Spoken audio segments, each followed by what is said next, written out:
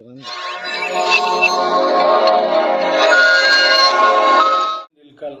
ಅವರ ವತಿಯಿಂದ ನಾಳೆ ಇಲ್ಕಲ್ನಲ್ಲಿ ಬೃಹತ್ ಒಂದು ಕಾರ್ಯಕ್ರಮವನ್ನು ಏರ್ಪಡಿಸಿದ್ದಾರೆ. ಬಹಳ ಸಂತೋಷ. ಕಾರ್ಯಕ್ರಮದ ವಿಷಯಗಳು ಏನಪ್ಪ ಅಂದರೆ ಕೊಡಕು ಮುಕ್ತ ಸಮಾಜ.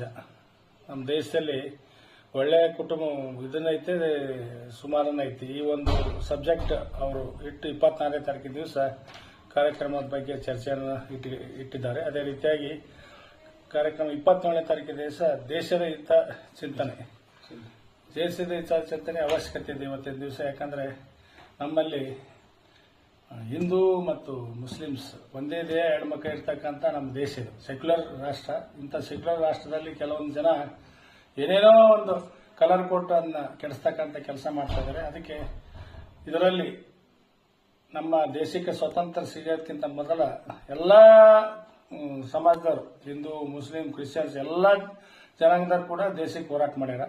ಅದೇ ರೀತಿಯಾಗಿ ನಮ್ಮ ದೇಶಕ್ಕೆ ಸ್ವತಂತ್ರ ಸಿಕ್ಕತ್ತೆ. ಈಗ ನಾವು ಅಲ್ಲಿ ಊರಿ ಇಲ್ಲಿ ಊರಿ ಕೆಲವು ಮಂದಿ ಏನೇನೋ ಹೇಳ್ತಾರೆ, ಅದೆಲ್ಲ ಸುಳ್ಳು.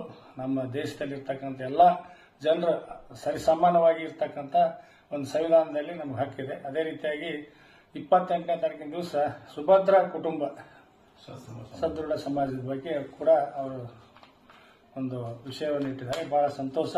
ಈ ಒಂದು ಕಾರ್ಯಕ್ರಮಕ್ಕೆ ನಮ್ಮೆಲ್ಲರದು ಕಂದಗಲ್ ಸುತ್ತಮುತ್ತ ಹಳ್ಳಿ ಭಾಗದ ಜನರು, ಎಲ್ಲ ರೈತ ಬಾಂಧವರು, ನಮ್ಮೆಲ್ಲರದು ಬೆಂಬಲ ಈ ಒಂದು ಕಾರ್ಯಕ್ರಮ ಇದೆ ಅಂತೇಳಿ ನಾನು ವ್ಯಕ್ತಪಡಿಸ್ತಾ ಇದ್ದೀನಿ. ನಮಸ್ಕಾರ.